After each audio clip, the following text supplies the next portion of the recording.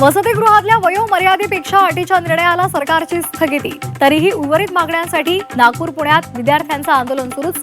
पुण्यामध्ये एका आंदोलकाची तब्येत बिघडली तर नागपुरातही एकाला भोवळ. अन्न आणि औषध प्रशासनानं घेतलेल्या औषध निरीक्षक गट ब पदाची भरती प्रक्रिया रद्द. गैरप्रकार झाल्याचा आरोप आणि पुरावे समोर आल्यानंतर प्रक्रिया रद्द करण्याचा महाराष्ट्र लोकसेवा आयोगाचा निर्णय.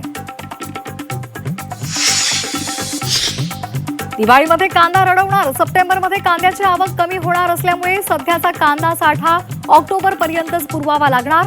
आवक घटल्यामुळे कांदा दर वाढण्याची शक्यता. नाशिकच्या लासलगाव रेल्वे स्थानकामध्ये रात्रीचं खेळ चाले.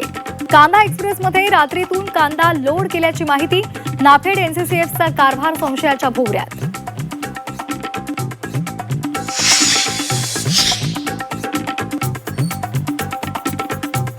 सप्टेंबरमध्येही कमी पावसाचा अंदाज. यंदा देशातून मान्सूनच्या परतीचा प्रवासही लवकरच. रबी हंगामावर मोठा परिणाम होण्याची शक्यता.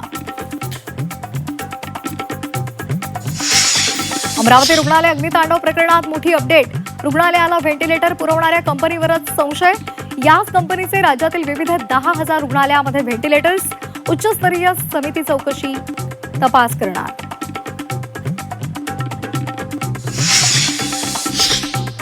राज्यातील सरकारी आणि खासगी रुग्णालयांचं आता लेखापरीक्षण केलं जाणार. आरोग्यमंत्री प्रकाश आंबेडकर यांचे निर्देश. अमरावती दुर्घटनेनंतर सरकारला जाग.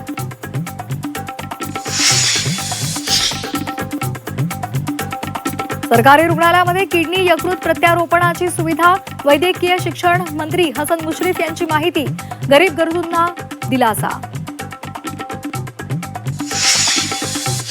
लाडकी बहीण योजनेमध्ये पुन्हा एकदा पडताळणी होण्याची शक्यता. 91 लाख लाभार्थी अपात्रतेनंतर आता पुन्हा आणखी काही लाडक्या बहिणींच्या कागदपत्रांची तपासणी केली जाणार आणि त्यामुळे अपात्र ठरणार का हा प्रश्न उपस्थित. मंत्रालयातल्या नियमबाह्य अधिकाऱ्यांच्या नियुक्त्या तत्काळ रद्द करण्याचे राज्य सरकारचे आदेश. 10 सप्टेंबरपर्यंत अधिकाऱ्यांना मूळ कार्यालयात परतण्याचाही इशारा. मराठी सक्तीविरोधात अमराठी रिक्षा टॅक्सी चालक हायकोर्टात. याचिकेमधून सरकारच्या निर्णयावर स्थगितीची मागणी. 9.5 लाख चालकांच्या उदरनिर्वाहाचा प्रश्न असल्याचा याचिकेत दावा.